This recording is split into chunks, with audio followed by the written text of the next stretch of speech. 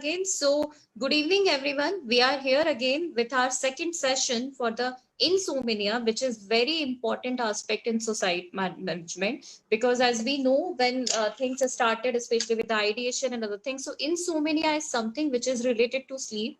जब आपको नींद में आना प्रॉब्लम आना शुरू हो जाती है, मैक्सिमम सुसाइड केसेस में अगर सर्वाइवल है, उन्होंने ये चीजें रिपोर्ट की हैं, जो सबसे इंपॉर्टेंट एस्पेक्ट रहा है. So to discuss about for the management part and other things, क्या उसके लक्षण है, किस तरीके से मैनेज किया जा सकता है इंसोमेनिया को, और किस तरीके से हम सुसाइड प्रिवेंशन में इससे हेल्प ले सकते हैं, उसके लिए we have doctor Vikas Sharma, who is head of Amity institute of clinical psychology, Amity university Gurgaon, Haryana.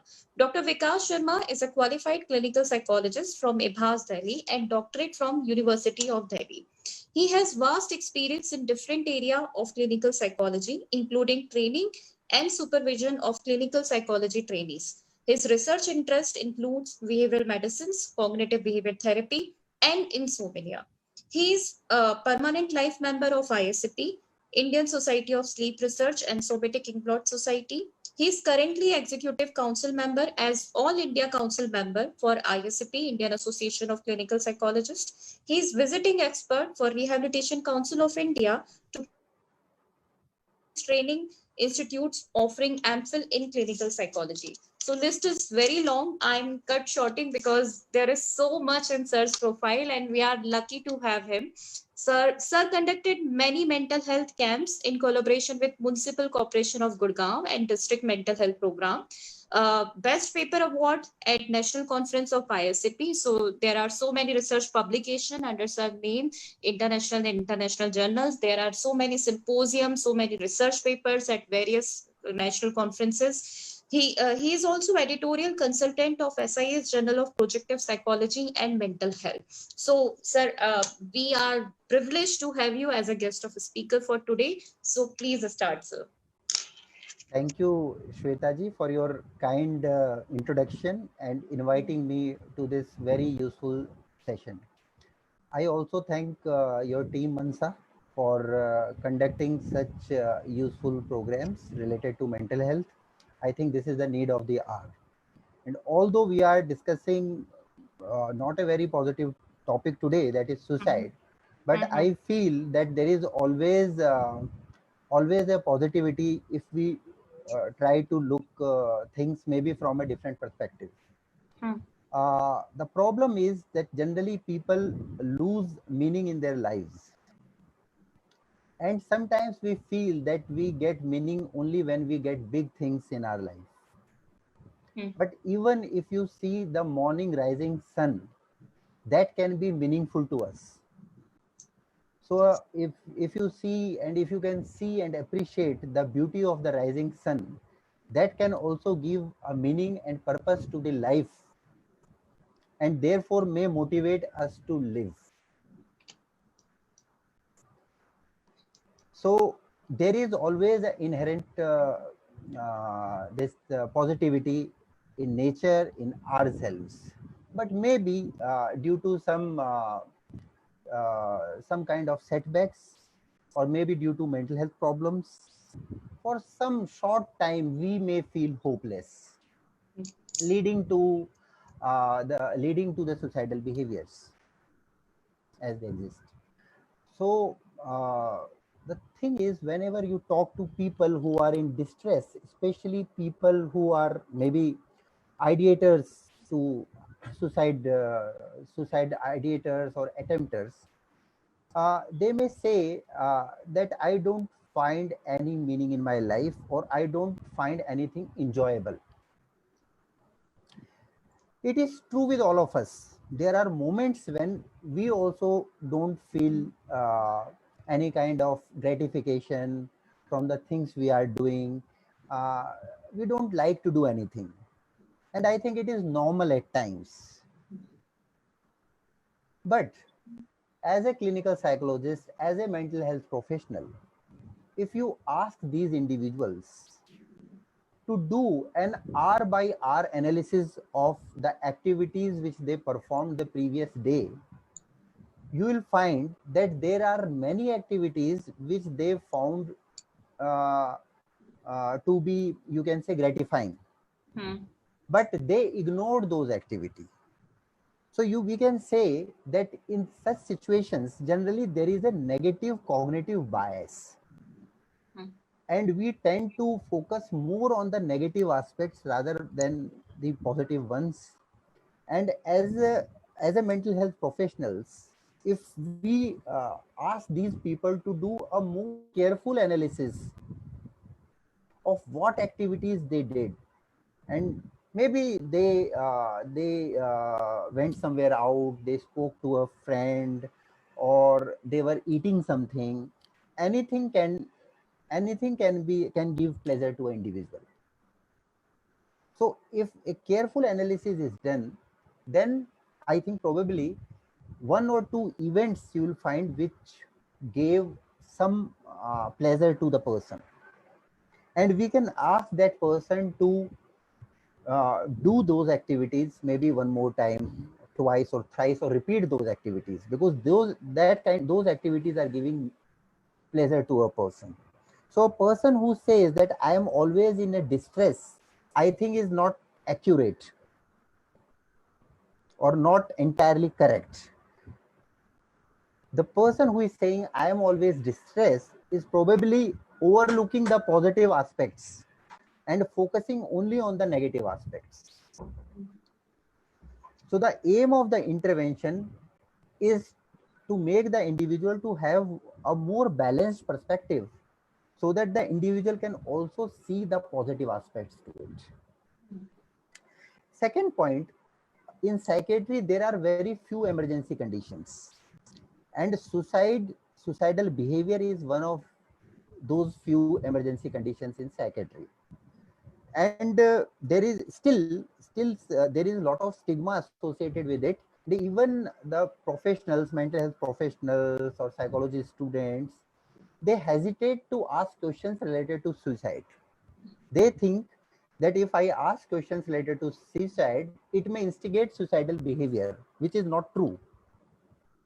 So I always ask my trainees personally, and whenever I am also dealing with cases, I also follow the same, that always inquire about the suicide ideations, suicidal behaviors. It is not necessary that if you ask questions related to suicide, it will lead, or it will make the person more vulnerable to suicide. This is not true. uh, especially when the person is presenting with maybe depression or severe depression, when there is hopelessness. In those conditions, it should be our necessary protocol that we ask the questions related to suicide, whether they are present or not present. If they are present, then family members, role of family members also comes. Family member needs to be educated that they should take care of the patient more now. If it is very high, then vigilance has to be maintained for certain period of time. I must reiterate this point here, mention this point once again, that suicide is actually, I think this is very deep yet a transient emotion. It does not persist for long. So if you can manage the suicidal thoughts for some time, you can say this is one of the biggest preventive measure. So what happens in most of the situations, that suicidal attempts take place because of impulsive behavior or impulsivity. There is less of cognitive involvement in that. So when you give time to the person, or if the person gives some time, then maybe cognitive processes, they starts to function. And when cognitive functions start working, then person will get thoughts against the suicide also, that these are the things I can do. I can talk to person, I can so this is also a very important aspect. Then lot of time has to be given for ventilation. So our atmosphere should be created wherein person can easily ventilate. So opportunities for ventilation are very much required. So most of the things get resolved when a therapist, psychotherapist, clinical psychologist, or even a human being, they they can ventilate properly. They can express their feelings smoothly, conveniently with the therapist. So it is very much required that a person is able to ventilate properly. So proper opportunities for ventilation should be given without having any kind of judgment. And I think there are a lot of micro skills which are involved in this process, which people learn when they do training courses like MPhil in clinical psychology. These these were some of my thoughts related to the suicidal behaviors. Then a proper assessment needs to be done, whether the patient is having stressors or not, whether there is a past history of suicidal attempts, whether there is any kind of maybe physical or psychiatric problem, comorbidity which is there. So that those kind of things also needs to be taken care of. uh, then if you see, if the person has already made a suicide attempt, there are chances of repeating. So this is also one of the risk factor in suicide. So if a person has already made a suicidal attempt in the past, then we should uh, try to, sorry, It's okay, sir. Let her come. No problem. so what we can do is we should try to where I can you just tell me where I was, Adrian? So suicidal ideation assessment part. Yes, assessment part. So it is important to assess the intentionality and lethality of the past suicidal attempts. So if the intentionality and lethality are high, the risk for the another episode of maybe suicide attempt is more. So we should work in that direction also. So these are some of my observations related to the suicide and suicide behavior. Then now coming to the sleep aspect, which you mentioned related to the insomnia. I think insomnia may not be directly related to the suicidal behavior, but it is one of the distress factors. It is one of the distress factors. And as you know that good sleep reflects a healthy mind and body. So if there are sleep disturbances, it may be related to maybe the problem with mental or physical health. And sleep disturbance is one of the common symptoms in most of the clinical conditions. If you see in depression also, even anxiety disorders, schizophrenia, it may not be the core factor, but it is a common symptom in many disorders. And generally, interestingly and surprisingly, this important feature is overlooked by the physicians, because they think that if we treat the primary condition, insomnia will be automatically resolved, which is not true. So rather than seeing insomnia as secondary to something, secondary to depression or secondary to maybe other physical illness, we need to see it as a comorbid condition. I have seen many patients in which interventions, say CBT for depression was given, or treatment for cancer was given, but still their insomnia was persisting, which indicates that we need to give some kind of specific interventions to manage the insomnia. And as you know, this is generally the first symptom which emerges and last symptom to resolve. It has a significant impact on the quality of life of people. So the management of insomnia is of paramount importance. So today I'll be talking more about the psychological aspects. There are other methods also, pharmacological methods to treat insomnia also, but we'll be focusing more on the psychological aspects. So basically what happens in insomnia is there may be problems related to either quantity or quality of sleep. The quantity is less or the quality is poor.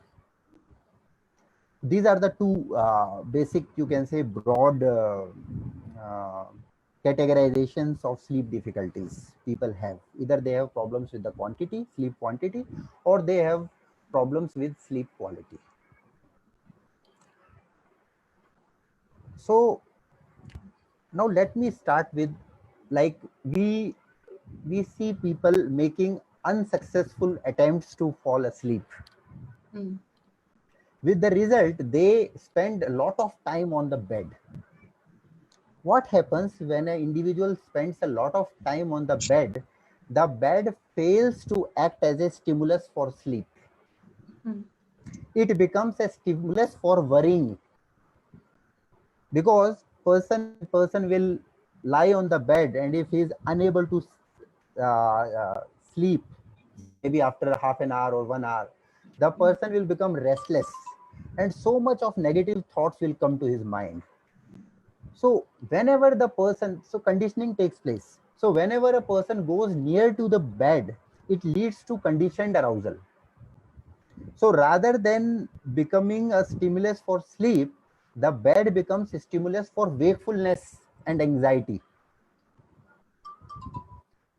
So this is the reason we ask our patients, or ask the people who have sleep difficulties. Sleep difficulties can happen to anyone. So we ask the person not to spend lot of time, more time on bed. If you are unable to sleep after half an hour, you should leave the bed, maybe sit on the chair, and then go again and lie on the bed. So this technique is known as stimulus control technique. It is very effective to manage the sleep difficulties. Not only stimulus control is used in a variety of situations. So here I would like to emphasize the role of stimulus in regulating our behavior. A beautiful park will regulate your behavior. It will ask you to take a walk. Similarly, the bed should be a stimulus to fall asleep. We all see people who do lot of activities on the bed. For example, many people, they eat their food on bed, or they use bed to watch television. They spend a lot of excessive time on the bed. Due to this, the bed uh, fails to act as a discriminative stimulus for sleep, because so many other activities are person is doing on the bed. So this is a very important point, that that we should not do many activities on the bed. We ask the children in university also, whenever the students, they take their lunch on the in the classrooms, I always say that please don't take your lunch here. You can use the canteen. And the logic behind this is, if you do all the activities in your classroom, the classroom will fail to act as a discriminative stimulus for studying behavior. It will become stimulus for so many other behaviors.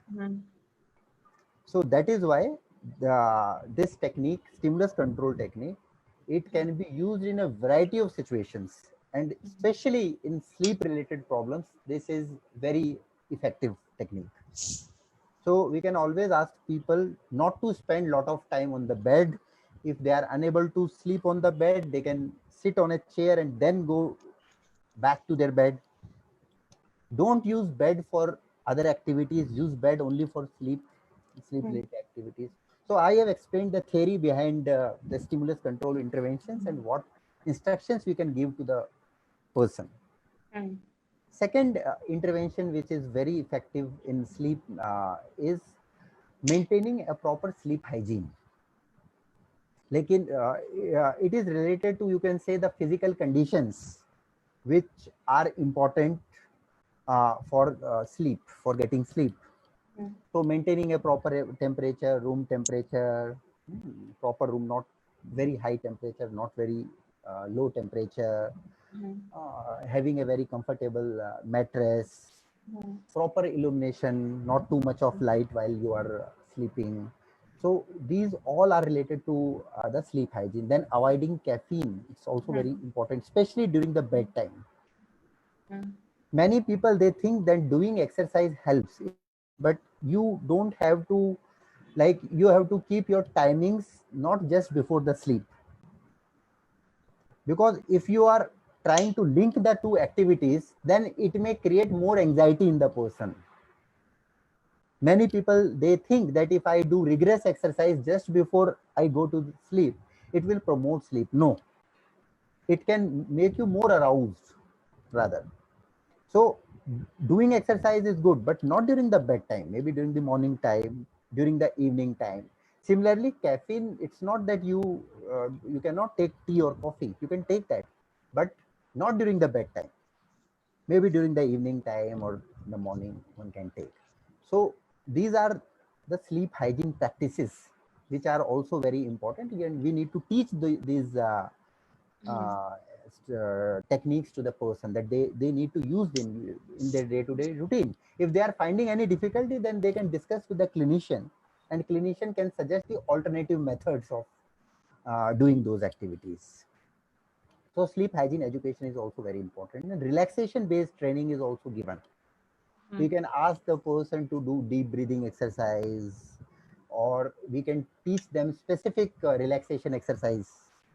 But we should also tell them that, see, relaxation exercise is a kind of portable skill which you can use in different situations. So whenever you will be aroused, you can easily manage yourself if if you have learned the skill of relaxation. But learning a skill takes a time. So simply one session of relaxation training is not sufficient.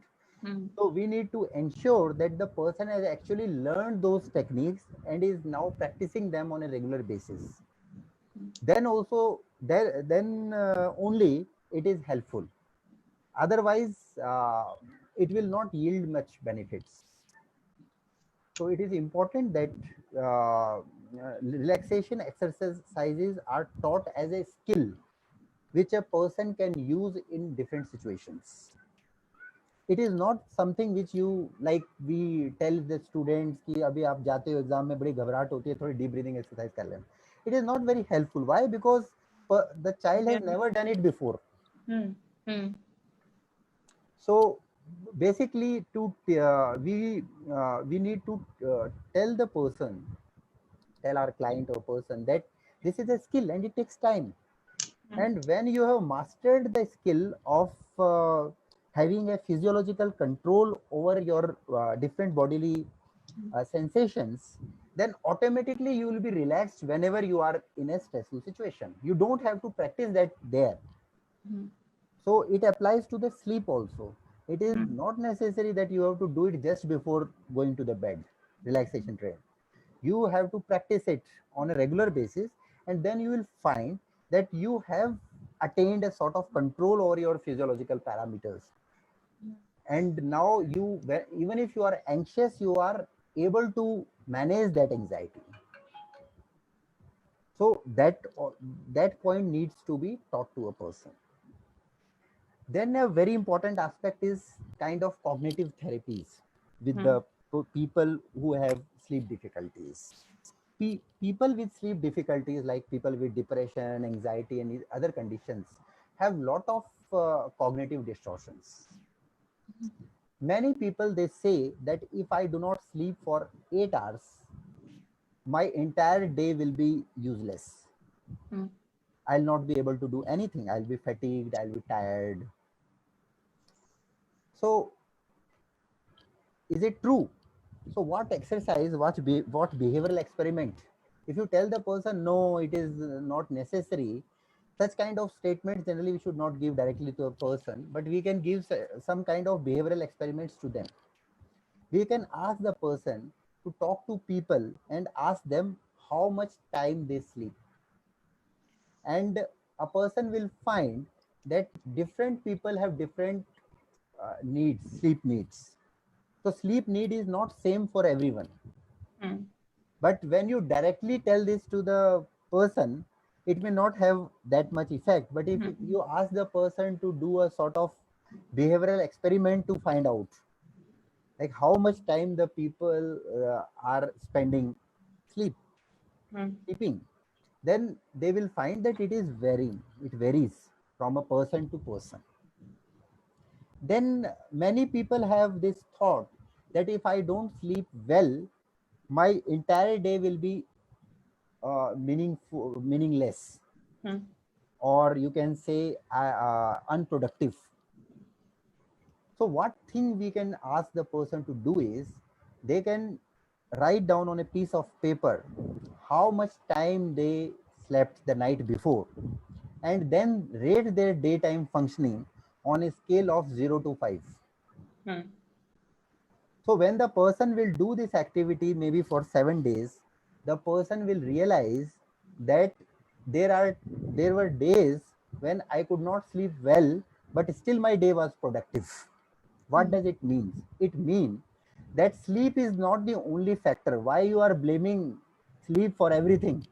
There may be other factors also which are responsible for your poor day's performance or productivity. Maybe you met somebody you didn't like, but you are blaming sleep for that. So sleep is not the only factor. So even if you are not able to sleep well, person, they blame all their negative consequences. They attribute it to the poor sleep, whereas it is not. It is not true.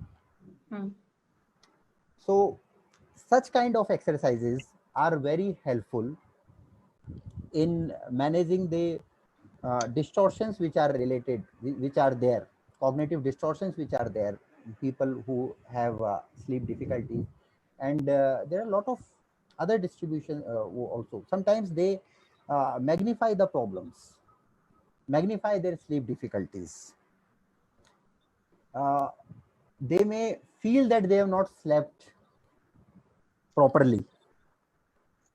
You'll be surprised to know that there are, if you compare the objective and subjective methods of recording the sleep, you'll find there is a lot of discrepancy in poor sleepers or insomniacs. They always minimize the sleeping time and they magnify the time they were wake up. So such kind of distortions are also there in people who have sleep difficulties or difficulties to sleep. Then there are certain, you can say, maintaining factors also. If you talk about various kind of physical illnesses like cancer, or maybe to a certain extent, maybe mental health problems. Many times physicians, they ask the person to take rest. So people think that taking rest means always lying on the bed. And this behavioral pattern also sometimes leads to poor sleep. Many times they fear recurrence of their mental or physical health problems. So this fear of recurrence makes them more anxious when they are going to the bed. So see, I feel that sleep is a state when you require complete relaxation, a relaxed state of mind. But surprisingly, people who are having sleep difficulties or who are having insomnia, they are more aroused than the normal people. They are more aroused.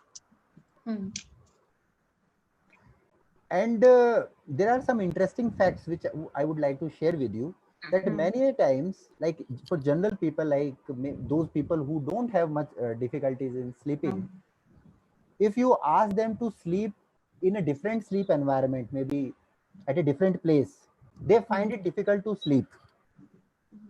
But the people who have sleep difficulties or insomnia, they have less difficulty falling sleep in different sleep environment, because at their own, there is a lot of negative association from their own bed, which has now, you can say, the association gets strengthened every night, and whenever they go near to the bed, there is lot of conditioned anxiety response which is there. So generally we do opposite to what is required to have a good sleep. This is what I want to emphasize here. Should I stop for some time? Because I'm continuously talking and I don't know to what extent. We can open the house for discussion, but it is very important point. Even it's new for me also कि हमने कभी इसको इस तरीके से relate नहीं किया कि आपने अगर स्टिमुलस सभी चीजों के लिए बेड को बना दिया है तो डेफिनेटली वो आपको स्लीप, और कई बार ये इशू हमारे साथ में भी आता है, कई बार हमें खुद को भी डिफिकल्टी फील होती है, तो it's very important point and I think बहुत सारे लोगों को इंसाइट मिली होगी इसके साथ में. So we can open house for the discussion and then we can have one-to-one interaction related to insomnia. There are so many participants and this is a problem which is very common among students, among younger people, even elder ones. So very common for all age groups. So Divya, please open the house and unmute everyone. Done, ma'am. So all the participants, you can ask any question related to insomnia or any other sleep disorder directly to sir.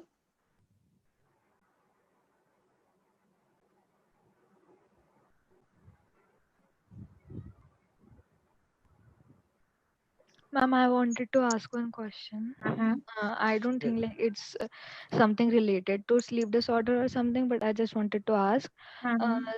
Sir, it happens sometimes कि I feel like I can only study at night. Okay. Like in morning or in day, I can't concentrate on my studies. Matlab, I'm doing this So from like... Is it causing any kind of distress to you that you are not able to study during the morning times? Sir, my sleep gets disturbed because of it. So, matlab, it's like कि if I study at night, I can study till like 4 a.m. in the morning.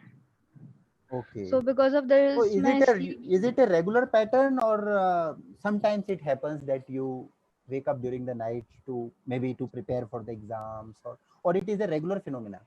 I think it's a regular phenomena क्योंकि sir मैं बचपन से ऐसा हो रहा है कि मतलब मैं जब भी सुबह पढ़ने की कोशिश करती हूँ, मतलब I've tried many times कि मैं सुबह पढूं उसको, मतलब और कंसंट्रेट करने की कोशिश करूं, बट इट्स लाइक होता ही नहीं है, कंसंट्रेट नहीं कर पाती हूँ, और जो भी मैं पढ़ती हूँ ना वो मुझे याद नहीं रहता है. But if I study at night, I remember everything and I can concentrate for like till like 4 a.m.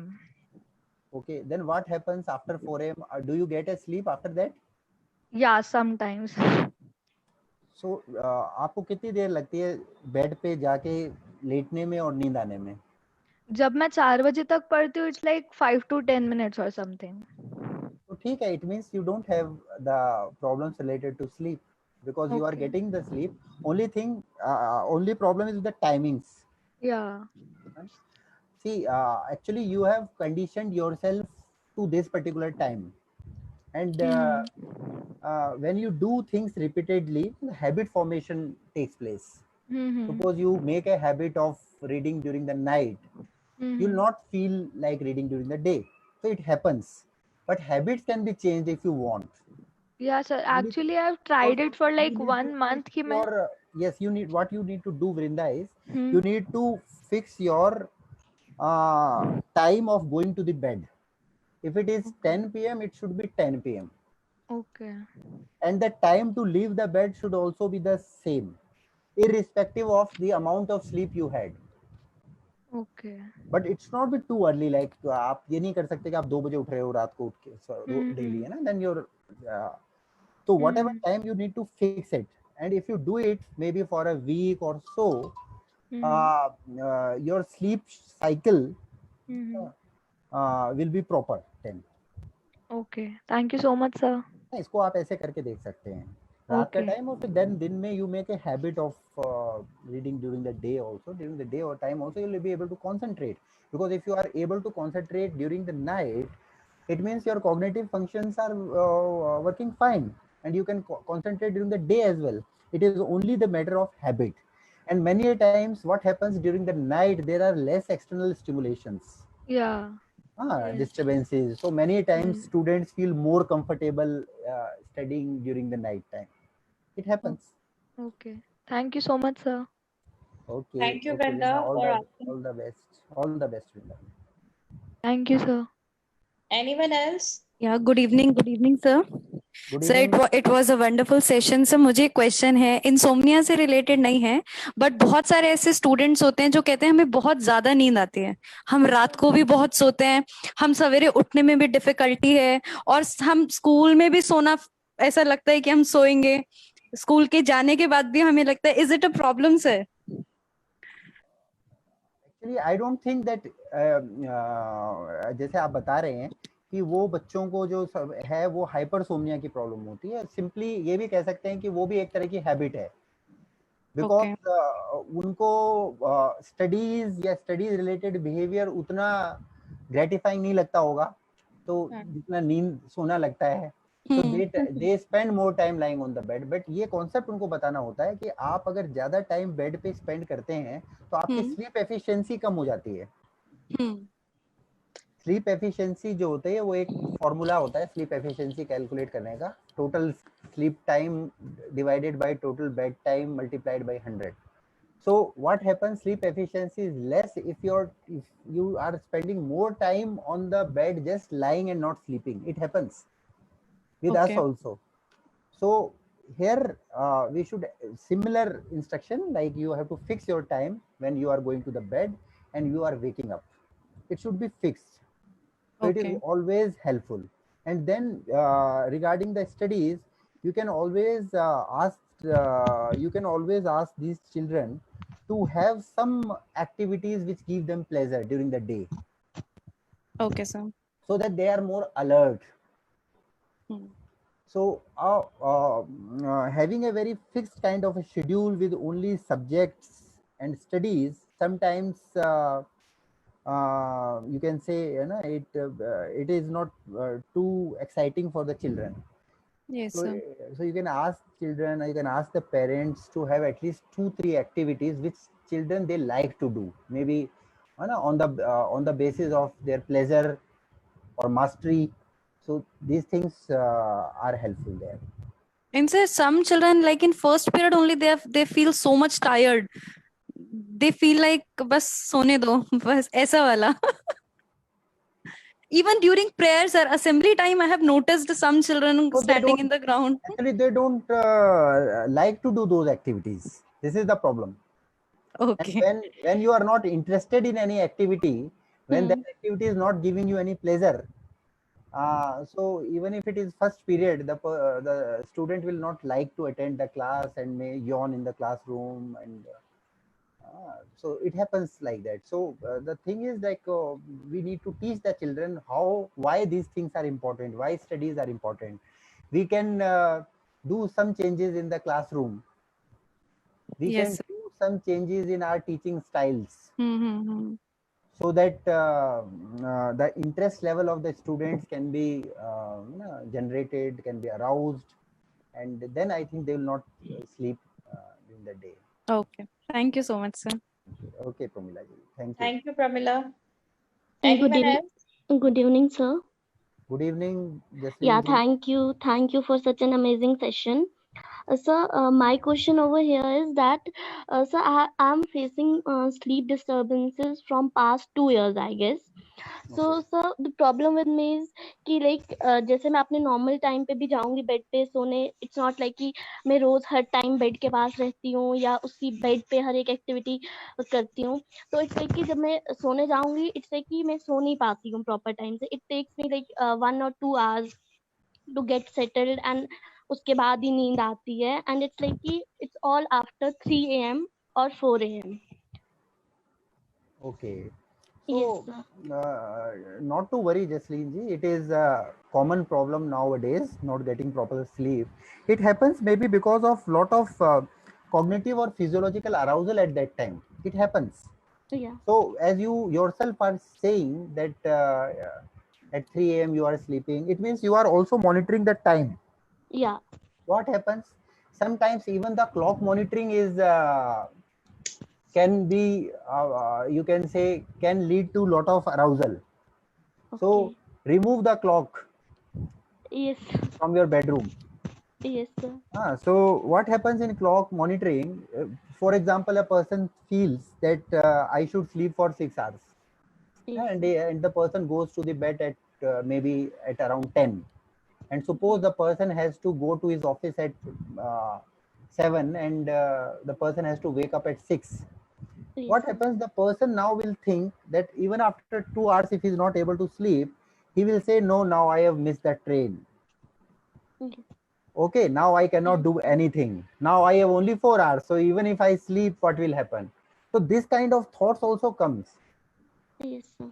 So we need to work on your cognitive and physiological arousal levels during the time when you are going to the sleep. Okay, sir. And you can take my email ID from Yes, ma'am. sir. She can share and we can further discuss it if Okay, required. sir. Sure. Thank you, sir. Okay, thank you, Jasleen. Thank you. Anyone else? Yes, ma'am, I would like to ask a question.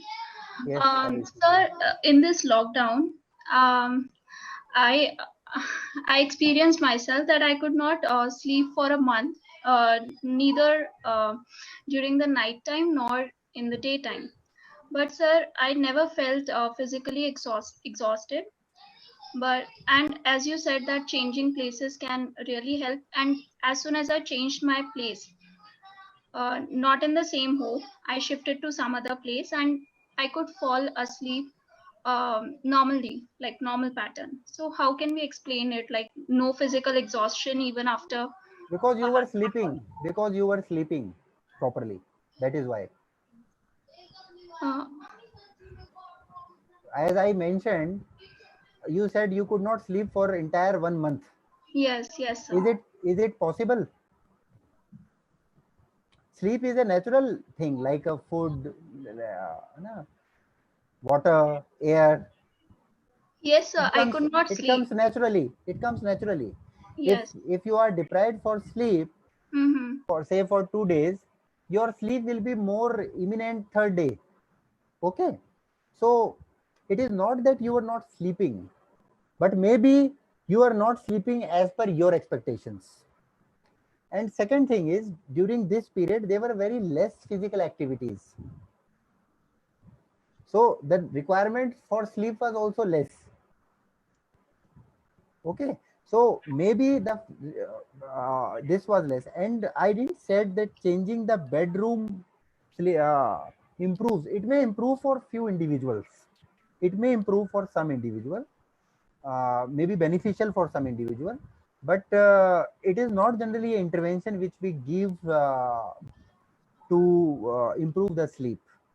Okay, what you can do now is to maintain proper sleep hygiene, as I mentioned.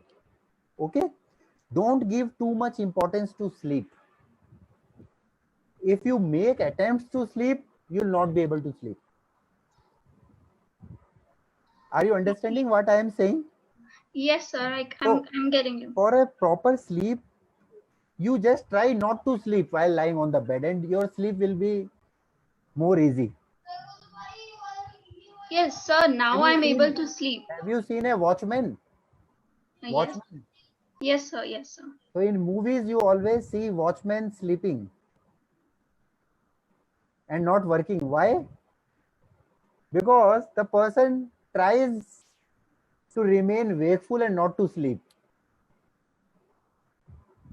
Yes. So he is not aroused at all.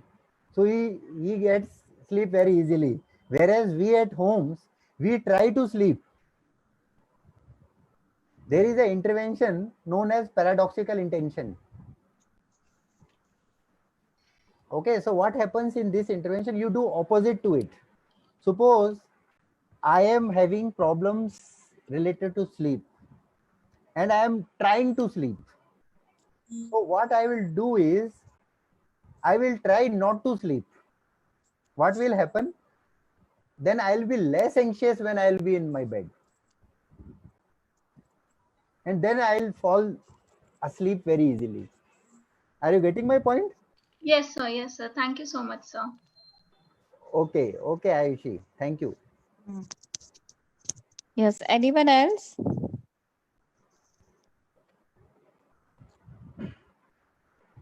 Is there any other question, Divya, in chat box? I think we covered all the aspects. Yes, yes, please.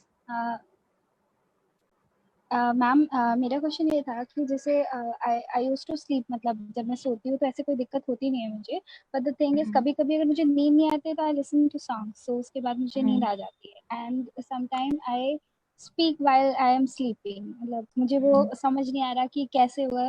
Even मैंने मतलब मेरी जो roommate है उसने मुझे बताया था, I take whole session just like 1 hour session within मतलब स्लीप में पूरा। Whole session, whole psychotherapy session or counseling session? Counselling session ma'am. You just started working? Ma'am नहीं, it's been 1 year approx. It's been 1 year, तो तुम कुछ ज्यादा workaholic हो गई हो। बाकी सर बताएंगे प्रोफेशनली, बट टेक्निकली वर्कोहॉलिक कुछ ज्यादा हो गई हो, सोते हुए भी सेशन ले रही हो। Maybe you are so much of involved in whatever things you are You doing. are liking That is too why. much. You are liking too much You are your work. liking your work too much, and it's not bad if you are finding music music, if it helps you being more relaxed. I will not say that music helps in falling asleep, but music may make you more relaxed, and that may lead to a better sleep. So for some people it happens like that, but we should not make it a habit, because then what happens, every time you will need a music. So if you are traveling in a train and if your mobile battery is low and you are not getting the music, then what will happen? So sometimes it becomes sort of association becomes with certain stimulus. But I don't think that it is harmful. If you are finding music to be helpful, then it's fine. No problem. Thank you sir. Okay, okay, Vinita. थोड़ा सा boundaries please create करो, नींद अच्छे से लो, ठीक है? Sessions को please वहीं छोड़ के आओ, ठीक है Vinita? You are doing well, keep it up. Anyone else? Ma'am, there is one question in the chat box from Akshpreet. Sir, as you said that when a person does every... Divya sir, उन्होंने पूछ लिया directly. That question is covered. She asked directly to sir. Okay, so ma'am, we have one question on Facebook. The person is asking, how can we reduce the suicidal thoughts? Okay. Just Okay. that, I think suicidal thoughts. See, first thing which we need to do is it is very difficult to control the thoughts, but we can control the reactions which we make. Okay, so we can definitely control our reactions related to any kind of negative thoughts, whether it is suicidal thoughts or any other negative thoughts. What happens, person feels that the thought is the reality, which is untrue. I don't agree with that. You can think anything, any thought can come to your mind, but it is not necessarily related to the reality. So we need to teach the person, we need to guide the person that this is, having the thought does not mean that it is real. For example, if I am having thoughts related to worthlessness, it may not be true. These thoughts may be due to considerable stress on the mind, maybe due to some kind of underlying psychopathology. So when you treat those problems, these thoughts will not come. So what you have to tell the person is not to react on those thoughts or not to act on those thoughts. These thoughts are transitory and they are part of psychopathology. So once the psychopathology is treated, these thoughts will not come. Okay. There are situations when you have very less time, and we may even require to admit the patients. Suppose the suicidality is very high and you are not able to spend much time with the person. There is not adequate social support in the family. So in those situations, we can ask the person to go to some tertiary care centers, so where admission facility is there, so that the proper care can be taken, because saving the life is the first thing which is important, and then we can plan our interventions slowly. It takes time. Thoughts will not stop automatically if we say that, if we simply tell them to stop. So these things are required. I hope it's a I answered your process. It's a ongoing process, not a one day work. So वो awareness और वो सारी चीजें बहुत important है जिससे कि हम अपने आप को motivate कर सके day by day. And we have to tell the patient that not to act on those thoughts. They don't represent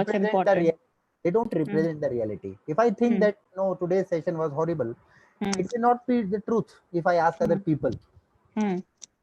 So if I'm acting on those thoughts, then I may do something wrong, or I may think too much negatively about today's session. But if I'm not reacting in that manner, then I think nothing will happen. And the thoughts will go away, will fade away. Definitely. जैसे आपने पहले भी बताया कि हमें positive Q को ज्यादा outlook करना है, वो ज्यादा इम्पोर्टेंट है, और वो आई थिंक आइडिएशन रोकने के लिए, सुसाइड प्रिवेंट करने के लिए सबसे इम्पोर्टेंट चीज है. अगर देखना चाहे तो बहुत सी चीजों में पॉजिटिव है. Right, ma'am. Right. Any other question? Any other queries? Yes, ma'am. One more question I have. Ma'am एक स्टूडेंट है, वो हमेशा इस चीज की कंप्लेन करती है कि वो सोते हुए ना ज्यादा डरती है और कभी कभी चिल्लाने भी लग जाती है. मतलब सेम एक्टिविटी को अगर वो जैसे वो दिन में है, नॉर्मल पूरा दिन जग रही है, तब उसे कुछ नहीं होता, फोन भी रखा है पास में तो कुछ नहीं होता, बट अगर वो सो रही है और फोन भी बजता है तो उसको डर लगता है और कभी कभी ना वो नींद में जैसे चिल्लाने भी लग जाती है उठ के फॉर नो रीजंस. तो उसका क्या कुछ हो सकता है? मतलब प्रॉब्लम है कुछ उसको, I don't know.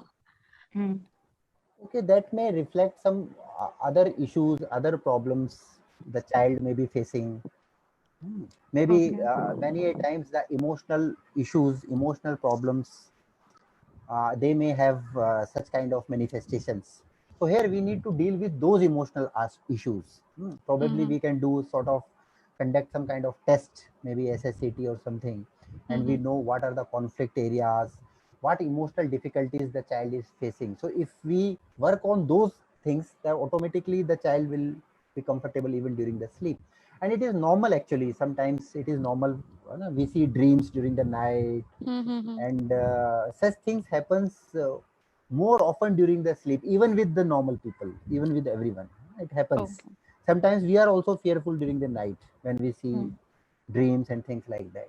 So here basically you have to work on the specific issues. We have to explore the emotional aspects in this particular case, child which you are mentioning. Okay, thank you, sir. It happens. Yeah. Anyone else? I think we covered all the question, all queries. Thank you so much, sir, for sharing your insightful experience during this, like our event, Zindagi Jeene Ka Naam Hai, and a ray of hope. So वो ray of hope हमेशा बनी रहे. इसी के साथ में, like, we finished the 9th live session today, and we are approaching to our 10th and final session for tomorrow with Dr. Jaydeep from Lucknow, Amity University. And with that, we are also launching a support group for mental health professionals, because we are human too. और ऐसा बहुत बार हुआ है कि हम में से कई लोगों ने शायद सुसाइड भी कमिट किया, बहुत से इश्यूज भी हैंडल किए, सब कुछ हुआ, लेकिन कहीं ना कहीं वो एक स्टिग्मा जो एक अटैच है, because you are a psychologist और you are from the psychology, तो आपको प्रॉब्लम कैसे हो सकती है. तो उन सब से डील करने के लिए we are coming with a support group. We will update you with all the details for the link, and you can check and get updates on our Facebook page and Instagram page. We will update on WhatsApp also. Thank you so much, sir, once again. Thank you for contributing in this event, and we will hope to have more session in our upcoming event. Thank you, sir. My pleasure, ma'am. Thank you. Yeah. Thank you every participant. Bye bye. Good night.